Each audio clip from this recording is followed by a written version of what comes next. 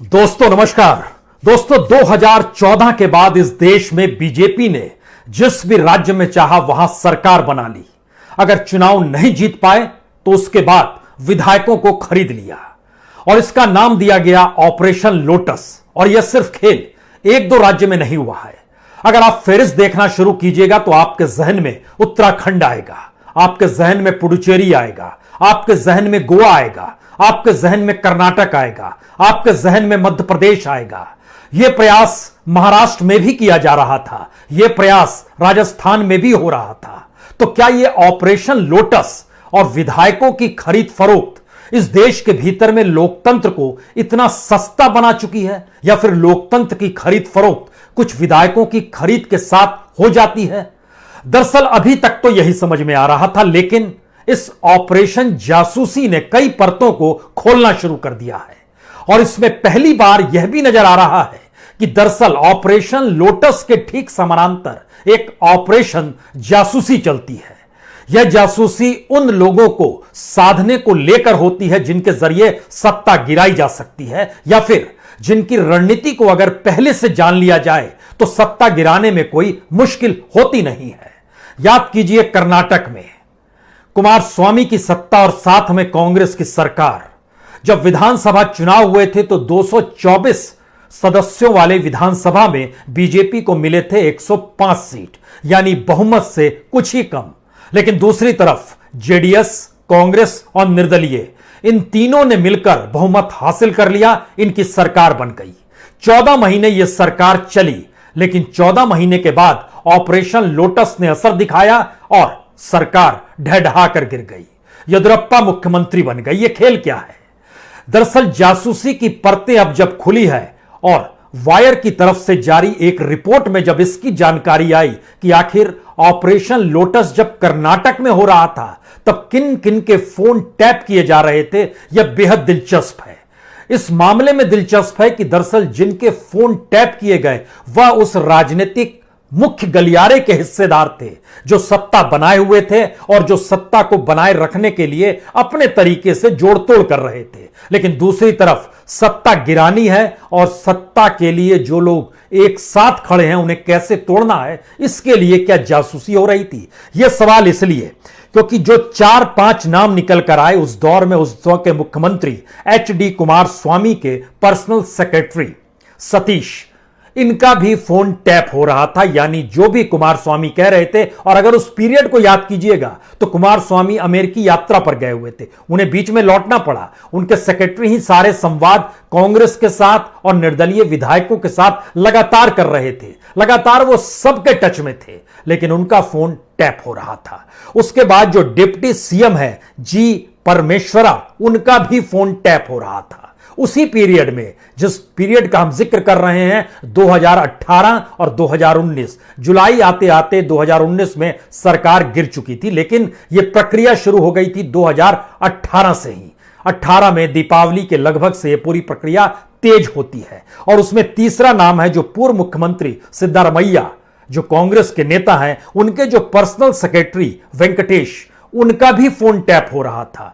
यानी गठबंधन की सरकार जो चल रही है उसको अगर गिराना है तो क्या यह जासूसी हो रही थी? क्योंकि याद कीजिए तो जो ट्रस्ट वोट हो रहा था उसके होने की नौबत आने से ठीक पहले ही सरकार गिर गई। और सरकार जब गिर गई तो उसमें जो लोग रिबेल एमएलएस थे वो सभी बीजेपी में एक झटके में चले गए। और जो रिबेल थे, क्या उनका फोन भी टैप हो रहा होगा? अभी इसकी जानकारी नहीं आई है, लेकिन उनके खिलाफ जो कार्रवाई हो रही थी, अगर उस पीरियड में फिर से चले जाइएगा तो कांग्रेस के एमएलए जैसे रोशन बेग, एक पॉन्जी स्कीम में सीबीआई ने इनके खिलाफ कार्रवाई शुरू कर दी थी। 400 करोड़ का मामला था। सवाल था कि एक करप्ट आदमी, एक करप्ट विधायक, वह भी रिबेल हो गया और वह भी वहां से निकलकर बीजेपी में आ गया। तो क्या ऑपरेशन लोटस के पीछे जो 5वां नाम निकल कर आया उसमें पता चला कि जो देश के पूर्व प्रधानमंत्री एच.डी. देवेगौड़ा, जो राज्य के मुख्यमंत्री कुमारस्वामी के पिता भी हैं और जेडीएस के नेता भी हैं, उनके जो सुरक्षा कर्मी मंजूनाथ मुडेगौड़ा हैं, उनका भी फोन टैप किया जा रहा था। यानी किसी भी तरीके से, और यह लंबे समय से उनके सुरक्षा कर्मी और जिन सेक्रेटरीज का हमने जिक्र किया वह भी तकरीबन कोई 10 साल से, कोई 20 साल से, इतने लंबे वक्त से, यानी पार्टी के भीतर जो कुछ भी हो रहा है उसकी नब्ज को वो लोग पकड़े रहते होंगे, या फिर जो सत्ता में बैठे हुए मुख्यमंत्री या डिप्टी सीएम है वो अपने तौर पर उनसे संवाद बनाते होंगे और बताते होंगे, और उन्हें पता भी चलता होगा क्योंकि वह उनके साथ रहते थे। तो उनके फोन टैप को एक बड़ा आधार क्या माना जा सकता है? और यह बहुत साफ तौर पर है कि मध्य प्रदेश में भी जो कुछ हुआ, जिस रूप में हुआ, सरकार जिस रूप में गिरी, गोवा में जिस तरीके से आखिरी मूवमेंट में कांग्रेस पीछे रह गई और बीजेपी ने वहां गठबंधन कर लिया, किस तरीके से किया, उत्तराखंड में जो सरकार गिरी, और कहा गया था कि ऑपरेशन लोटस तो महाराष्ट्र में भी जब शिवसेना की सरकार बनी उसके बाद बीजेपी ने शुरू कर दिया था। तो सवाल राजस्थान का भी आया था, क्या राजस्थान में भी ऑपरेशन लोटस चल रहा है? यह सारी परिस्थितियां बताती है कि इस देश के भीतर में डेमोक्रेटिक नॉर्म्स धीरे धीरे खत्म हो चले हैं और सरकारों को गिराना या बनाना इस देश में जनता के हाथ में नहीं है। और जब हम इन बातों का आपसे जिक्र करते हैं तो हमें लगता है कुछ चीजें और साफ होनी चाहिए, क्योंकि अंतर्राष्ट्रीय तौर पर भारत दुनिया का सबसे बड़ा लोकतांत्रिक देश है। लेकिन क्या आपने कभी सोचा है कि लोकतांत्रिक देश होने की प्रक्रिया में जो 4, 5, 6 नियम होते हैं, भारत उसमें धीरे धीरे 2014 के बाद डाइल्यूट क्यों होता चला जा रहा है?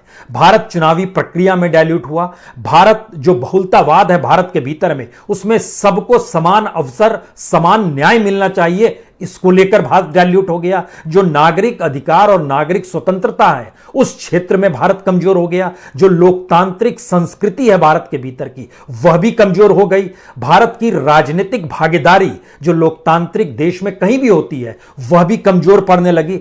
इन तमाम मापदंडों को अगर परखना शुरू कीजिएगा तो दुनिया के 167 देश ऐसे हैं जो कि एक मापदंड के लिहाज से संप्रभु सरकारों के दायरे में आते हैं, और उस दायरे में आने वाले लगभग 165 देश, 167 में से यूनाइटेड नेशन के सदस्य भी हैं।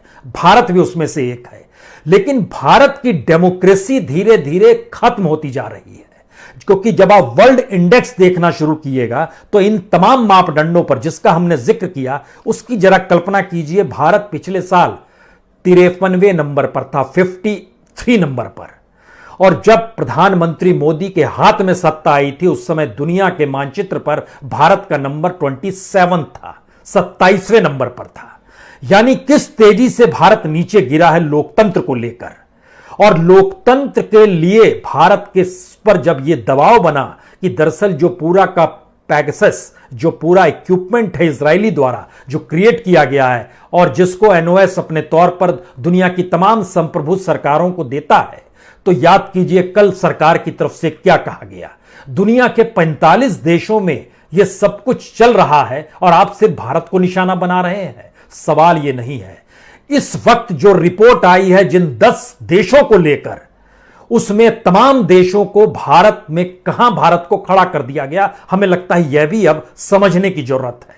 क्योंकि लोकतांत्रिक प्रक्रिया में अगर 2014 में भारत की रैंकिंग 27 थी तो 2015 में बढ़कर 35 हो गई। 2016 में स्थिति कुछ सुधरी, वह 32 पर आई, लेकिन 2018 में यह 41 पर पहुंच गई। 2017 में 41 पर पहुंच गई, 2018 में 44 पर पहुंच गई, 2019 में 51 पर हो गए और 2020 में 53 पर हो गए। जाहिर है इस साल की जो रिपोर्ट आएगी भारत हो सकता है 60 के नीचे चला जाए, जो परिस्थिति है और जो मापदंड बन रहे हैं। लेकिन सवाल है कि जिस जासूसी के मंत्र ने समूची दुनिया को हिला दिया है और खास तौर से भारत की रिपोर्ट इस रूप में जब सामने आ रही है, इसका महत्व इसलिए है क्योंकि जिन देशों को इसकी कैटेगरी में खड़ा किया गया है उसमें सोचिए भारत कहां पर खड़ा है। Bharat Azerbaijan, Morocco, Mexico, United Arab अमीरात, हंगरी, बहरीन, रवांडा, सऊदी अरब, कजाकिस्तान, भारत इन देशों की कैटेगरी में खड़ा है। भारत को तो तुलना करनी थी चीन के साथ, प्रतिस्पर्धा करनी थी। भारत तो अमेरिका को देख रहा था। भारत तो विकसित होने की दिशा में बढ़ना चाहता था। भारत तो 5 ट्रिलियन इकोनॉमी को संभालकर इस देश की अर्थव्यवस्था को मजबूत बनाना चाहता था। लेकिन जब यह पूरा जासूसी कांड सामने आया जिसमें इस बात का जिक्र है कि सरकार जासूसी के जरिए चल रही है, तो उसमें वो किन देशों की कतार में है। कल्पना कीजिए कि भारत आज की तारीख में डेमोक्रेटिक स्टेट के ठीक पैरेलल एक दूसरी लकीर होती है फ्लॉइड डेमोक्रेसी, यानी त्रुटिपूर्ण डेमोक्रेसी। इसका मतलब यह होता है कि चुनाव तो निष्पक्ष और स्वतंत्र होते होंगे, लेकिन यहां पर मीडिया की स्वतंत्रता, नागरिक अधिकारों का हनन और यहां पर लोकतांत्रिक संस्कृति पर हमला हो रहा है। तो भारत फ्लॉइड डेमोक्रेसी में आता है, और जिन 10 देशों में यह सब कुछ हुआ है, जो पूरा जासूसी हुआ है, उसमें फ्लॉइड की कैटेगरी में 2 देश और आते हैं, एक हंगरी और एक मैक्सिको। अब आप सोचिए कि मैक्सिको में यही काम जो आज भारत में सामने निकल कर आया है, 2016-17 में ठीक मैक्सिको की सत्ता ने यही काम किया, और 2018 के चुनाव में वह पूरे बहुमत के साथ इतिहास रचते हुए जीत कर आ गई। और 2008 समय जो जानकारी निकल कर आई थी कि 15,000 मैक्सिको के जो टेलीफोन थे उनको टैप किए जा रहे थे इसे पेगासस से, इसी के जरिए। और उस वक्त अटॉर्नी जनरल का जो मैक्सिको में ऑफिस था वह भी अड्डा बना हुआ था लोगों पर निगरानी करने का, और 500 लोग जो उसके दायरे में थे उनकी निगरानी वो कर रहा था, अटॉर्नी जनरल का दफ्तर। यानी उस वक्त जब वहां के अखबार है मेलेनियो, जो नेशनल न्यूज़पेपर है, उसने जब तमाम डॉक्यूमेंट्स पब्लिश किए 2017 में, तो हंगामा मच गया। अब आप कल्पना कीजिए कि मैक्सिको में जिन पत्रकारों के फोन टैप किए जा रहे थे उसमें एक पत्रकार सेसिलो बिर्तो भी थे। फरवरी में इनका फोन टैप शुरू किया गया और मार्च में इनकी हत्या हो गई। यानी किस तरीके से सत्ता निरकुंश हो जाती है। और जब हम निरकुंश सत्ता का जिक्र कर रहे हैं तो जिन देशों में यह सारी की सारी जासूसी हो रही थी उसमें अजरबैजान, वहां पर निरकुंश सत्ता है।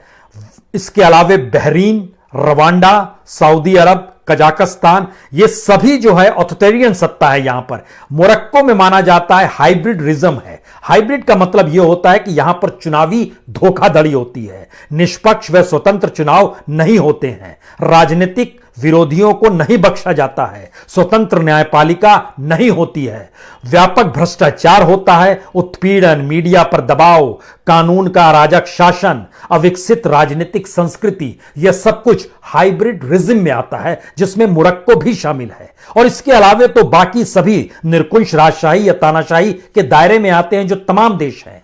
यानी इन 10 देशों में भारत ही एकमात्र देश रहा जो कि सही मायने में 2014 तक लोकतंत्र के हिस्से में आता था, डेमोक्रेटिक स्टेट। उसके बाद इसमें त्रुटिपूर्ण डेमोक्रेसी की स्थिति आ गई, फ्लॉइड डेमोक्रेसी आ गई, और धीरे धीरे भारत की स्थिति जो नाजुक होती चली जा रही है। क्या यह कहा जा सकता है कि डेमोक्रेसी भारत के भीतर में धीरे धीरे खत्म होने की दिशा में आ रही है? क्योंकि यह सवाल अंतर्राष्ट्रीय इंडेक्स के जरिए है।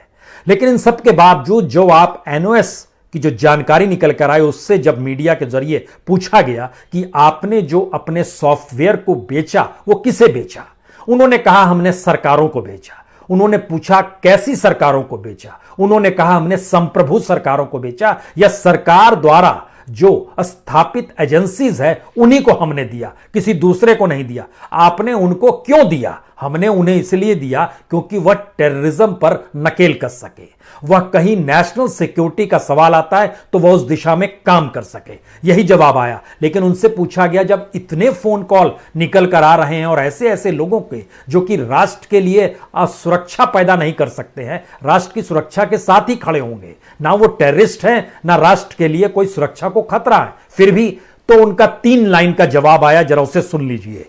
उनका कहना है कि it violates the trust that we give our customers, यानी अगर कस्टमर्स को जो दिया गया है अगर उसका वायलेशन हुआ है, जो ट्रस्ट हमको था, तो we are investigating every allegation, हम जांच करेंगे हर आरोप की, and if we find that it is true we will take strong action. अगर हमको लगेगा कि जो आरोप लग रहे हैं वो सही हैं तो हम स्ट्रॉन्ग एक्शन के खिलाफ कड़ी कार्रवाई लेंगे।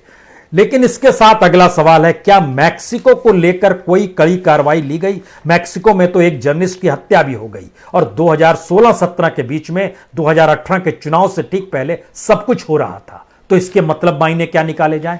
सवाल सबसे बड़ा यही हो चला है कि दरअसल मौजूदा सरकार कटघरे में क्यों है। कटघरे में इसलिए है क्योंकि सिर्फ ऑपरेशन लोटस में जासूसी को आधार बनाना, या फिर चुनाव जीतने के लिए विपक्ष की रणनीति को जान लेना, या फिर चुनाव के सामने कहीं कोई मुश्किल हालात ना आए, इसलिए इलेक्शन कमीशन से लेकर सुप्रीम कोर्ट और इस देश के तमाम इंस्टीट्यूशंस को अपने पास, अपनी मुट्ठी में मीडिया के जरिए रखना, यानी मीडिया किस रिपोर्ट पे क्या काम कर रही है, किन माध्यमों से काम कर रही है। लेकिन इसके ठीक समानांतर भारत की सत्ता धीरे धीरे सिमटती भी जा रही है चंद हाथों में, क्योंकि जब आप कैबिनेट मिनिस्टर्स जो बने नहीं थे और बनने की प्रक्रिया में थे, जब उनका भी टेलीफोन टैप हो रहा है, जिसमें नाम निकल कर आया, मान लीजिए अश्वनी वैष्णव, ये रेल मंत्री भी है, ये आईटी मिनिस्टर भी है, इनके और इनकी पत्नी दोनों की फोन टैप हो रहे थे। प्रहलाद सिंह पटेल के साथ तो इनको मंत्री बनाने से पहले इनके 15 एसोसिएट्स के हो रहे थे। और यह भी बड़ा रोचक है, यह मैसेज क्या है। 15 जो उनके एसोसिएट्स थे, उसमें उनका प्राइवेट सेक्रेटरी आलोक मोहन नायले, राजकुमार सिंह, आदित्य जाचक, इनके मीडिया एडवाइजर नितिन त्रिपाठी, इनके जो कुक हैं, जो गार्डनर हैं, जो बमहौरी गांव जहां पर ये आते हैं दामों के, वहां के जो सरपंच थे देवीदीन, और बेटा प्रबल पटेल, भतीजा मोनू पटेल जो कि इनके पिता भी नरसिंहपुर के एमएलए हैं, इन सभी की जांच हो रही थी। यानी मैसेज बहुत साफ है कि जिसको भी हम जांच की प्रक्रिया में लेकर आएंगे, या कोई भी ऐसा ना सोचे कि वह अछूता रह सकता है, और उससे जो दोस्ती करने वाले लोग हैं और परिवार के लोग हैं, हम उनको भी जांचेंगे, परखेंगे। क्या यह मैसेज है? यह मैसेज इसलिए और महत्वपूर्ण है क्योंकि एक वक्त देश के प्रधानमंत्री नरेंद्र मोदी के करीबी प्रवीण तोगड़िया गुजरात में राजनीति साधने के लिए, प्रवीण तोगड़िया का ही साथ नरेंद्र मोदी ने लिया था। लेकिन जब यह जानकारी आती है कि विश्व हिंदू परिषद से जुड़े रहे प्रवीण तोगड़िया का भी फोन टैप होता है, और वो क्या कर रहे हैं, और उस पीरियड में होता है जिस पीरियड में वो बहुत वोकल हो गए थे, विश्व हिंदू परिषद से उनको निकाला गया था, और वो जानकारी दे रहे थे कि अब वो एक किताब लेकर आएंगे जिसमें प्रधानमंत्री की आर्थिक स्थिति और उनकी राजनीतिक पूरे के पूरे सफर को वो लिख डालेंगे। और यह भी हमारे पास जानकारी उस वक्त आई थी कि इस देश के भीतर में आईबी के लोग भी प्रवीण तोगड़िया की पीछे लगे हुए थे कि वो कौन सी किताब छाप रहे हैं, कैसी छाप रहे हैं, क्योंकि उस पीरियड में हमारे पास भी जानकारी आई आईबी की तरफ से। क्या आपको जानकारी है कि वो कौन सी किताब लिख रहे हैं, उस किताब का कंटेंट आप दे सकते हैं? तो हमने कहा आईबी को इसकी जरूरत क्यों पड़ गई? तो जानकारी मिली इसलिए पड़ गई क्योंकि ऊपर से निर्देश है। यानी ध्यान दीजिए, सवाल यह नहीं है कि कोई राजनीतिक सत्ता सरकार के तौर पर काम कर रही है, वो सत्ता के तौर पर अपने आप को सरकार से बड़ा मान रही है, क्योंकि सरकार के भीतर एक चेक एंड बैलेंस की स्थिति होती है। लेकिन यहां पर ऐसा कुछ भी नहीं है। तो 3 सवाल यहां से बहुत साफ निकलते हैं। एक, बीजेपी की सत्ता कैसे बरकरार रहेगी राज्यों में भी, और अगर बहुमत जनता नहीं देती है तो जो बहुमत के साथ आया है उस सरकार को गिराने के लिए क्या जासूसी उसमें एक बेहतरीन औजार होगा, और उसके बाद खरीद फरोख्त यानी हॉर्स ट्रेडिंग दिखाने के लिए होगी, क्योंकि उस जासूसी के जरिए उसकी तमाम कमजोरियों को जान चुकेंगे और उसके बाद उनसे बार्गेनिंग कर सकते हैं, क्योंकि सीबीआई हमारे पास है, आईटी हमारे पास है, ईडी हमारे पास है, सब कुछ हमारे एजेंसीज अपने तौर पर काम करेंगे। यह जो सवाल निकल कर आया, उसमें जब अभिषेक बनर्जी जो बंगाल के मुख्यमंत्री के भतीजे हैं, उनका भी जब नाम आया, तो सवाल यह हुआ कि क्या वाकई इस देश के भीतर में जो फेडरल स्ट्रक्चर था, उस फेडरल स्ट्रक्चर के ऊपर सेंध लगाने के लिए उन करप्शंस का सहारा लिया गया, जिन करप्शंस को सेंध लगाकर जासूसी के जरिए सरकार ने पता लगाया और उसके बाद कार्रवाई शुरू की और एजेंसीज ने बार्गेनिंग शुरू की। यानी आप हमारे साथ आ गए तो आप पाक साफ हो गए, विरोध कर रहे हैं तो आपके खिलाफ एजेंसी काम करेगी। जो हमने खासतौर से कर्नाटक में रोशन बेग का नाम लिया, वह एक ऐसी परिस्थिति है। तो इसका दूसरा मतलब, पहले तो सरकार को लेकर हो गया, दूसरा मतलब जो विपक्ष की पूरी राजनीति है और सरकार की नीतियां हैं, सरकार की नीतियों में सेंध न लगे, विपक्ष की पूरी रणनीति में सेंध लगाई जा सके। और तीसरी परिस्थिति, जब उस दायरे को हम देखना शुरू करते हैं कि किस किस के फोन किस किस रूप में टैप हो रहे थे, तो जानकारी मिलती है कि यह बीजेपी के भीतर भी, सरकार के भीतर भी और अपनी पॉलिटिकल पार्टी के इर्द गिर्द भी ताना बाना ऐसा बुना है कि उसके भीतर से कल को कोई खड़ा ना हो जाए। यानी विरोध के स्वर से विपक्ष से हो ऐसा नहीं है, जनता से हो ऐसा भी नहीं है, मीडिया से हो ऐसा भी नहीं है, अदालत के भीतर हो ऐसा भी नहीं है। अपने ही सहयोगी साथी अगर यह सोचने लगे कि दरअसल हमारी सत्ता और हमारे चलाने का तरीका निरकुश हो चला है, तो किसी भी हालत में उस निरकुशता को या तो आप बर्दाश्त कीजिए, या हमारे साथ खड़े रहिए, या हम जैसे कहते हैं वैसे कीजिए, अन्यथा आपके ऊपर और आपकी सारी जानकारी हमारे पास है। और आखिरी सवाल यहीं से निकलता है, क्या इस देश के भीतर में जितने भी ब्यूरोक्रेट्स हैं, इस देश के भीतर में जितने भी पॉलिटिकल पार्टी को संभाले हुए बड़े बड़े नेता हैं, जो कल तक यानी 2014 से पहले सड़कों पर आकर विरोध करते थे, प्रदर्शन करते थे, रैलियां निकालते थे, सरकार के खिलाफ गोलबंदी करते थे, वो सारे नेता इस दौर में, और इस दौर में कम से कम जुडिशरी को भी शामिल कर लीजिए, क्या सभी की फाइल सरकार के पास है? यहां पर फिर एक सवाल है, अगर इस देश के भीतर में सभी करप्ट हैं और उन सारे करप्ट नौकरशाह और राजनेताओं की फाइल अगर सरकार के पास है, तो उसमें से कौन चू चपाड़ कर सकता है? सत्ता तो ऐसे ही निरकुश हो गई। और इस देश के भीतर में जब पॉलिटिकल सिस्टम ही हमारा करप्ट है और वह प्लेइंग फील्ड वैसे लोगों के हाथ में देता है जिनके पास खूब पैसा हो या वो क्रिमिनल हो, यानी क्रिमिनल का मतलब उन पर कोई आरोप लगे हुए हों, क्योंकि जो फेरिस्त इस देश के भीतर में है, अगर आप देखना शुरू करेंगे तो पार्लियामेंट के भीतर भी हर तीसरा सांसद दागी है और पार्लियामेंट के भीतर हर सांसद करोड़पति है। ये दोनों परिस्थितियां भारतीय समाज से बिल्कुल हटकर है, यानी इसके कोई सरोकार इस देश की बहुसंख्य जनता लगभग 80-90% जनसंख्या से तालमेल नहीं बैठाएगी। जो अपराधी भी हो और करोड़पति भी हो, यह आपको सिर्फ संसद के भीतर मिलेगा, विधानसभा के भीतर मिलेगा, पॉलिटिकल पार्टीज के नेताओं से जुड़े हुए अहम पदों को संभाले हुए नेताओं से मिलेगा, सामान्य आदमी के हक में नहीं है। और इसी के पैरेलल में जो लोग करप्ट होते चले गए, उसमें मीडिया के लोग भी होंगे, उसमें जुडिशरी के लोग भी होंगे, उसमें एग्जीक्यूटिव के लोग भी हैं, सारे लोग, यानी डेमोक्रेसी का पूरा ढांचा हमारा अगर सड़ गल चुका है, तो इसमें जासूसी इसलिए होती है जिसके जरिए हम उसकी नब्ज को दबा सकें। और यही लोकतंत्र का वो चेहरा है जो दुनिया के मानचित्र पर या वर्ल्ड इंडेक्स में भारत की डेमोक्रेसी को धीरे धीरे खत्म कर रहा है। 2014 में भारत लोकतांत्रिक देशों में 27वें पायदान पर था, आज की तारीख में भारत 55वें पायदान पर है। यह अंतर आ चुका है। बहुत बहुत शुक्रिया, बहुत बहुत शुक्रिया। दोस्तों नमस्कार। दोस्तों 2014 के बाद इस देश में बीजेपी ने जिस भी राज्य में चाहा वहां सरकार बना ली। अगर चुनाव नहीं जीत पाए तो उसके बाद विधायकों को खरीद लिया और इसका नाम दिया गया ऑपरेशन लोटस। और यह सिर्फ खेल 1-2 राज्य में नहीं हुआ है। अगर आप फेरिस्त देखना शुरू कीजिएगा तो आपके जहन में उत्तराखंड आएगा, आपके जहन में पुडुचेरी आएगा, आपके जहन में गोवा आएगा, आपके जहन में कर्नाटक आएगा, आपके जहन में मध्य प्रदेश आएगा। यह प्रयास महाराष्ट्र में भी किया जा रहा था, यह प्रयास राजस्थान में भी हो रहा था। तो क्या यह ऑपरेशन लोटस और विधायकों की खरीद फरोख्त इस देश के भीतर में लोकतंत्र को इतना सस्ता बना चुकी है, या फिर लोकतंत्र की खरीद फरोख्त कुछ विधायकों की खरीद के साथ हो जाती है? दरअसल अभी तक तो यही समझ में आ रहा था, लेकिन इस ऑपरेशन जासूसी ने कई परतों को खोलना शुरू कर दिया है। और इसमें पहली बार यह भी नजर आ रहा है कि दरअसल ऑपरेशन लोटस के ठीक समानांतर एक ऑपरेशन जासूसी चलती है। यह जासूसी उन लोगों को साधने को लेकर होती है जिनके जरिए सत्ता गिराई जा सकती है, या फिर जिनकी रणनीति को अगर पहले से जान लिया जाए तो सत्ता गिराने में कोई मुश्किल होती नहीं है। याद कीजिए कर्नाटक में कुमारस्वामी की सत्ता और साथ में कांग्रेस की सरकार, जब विधानसभा चुनाव हुए थे तो 224 सदस्यों वाले विधानसभा में बीजेपी को मिले थे 105 सीट, यानी बहुमत से कुछ ही कम।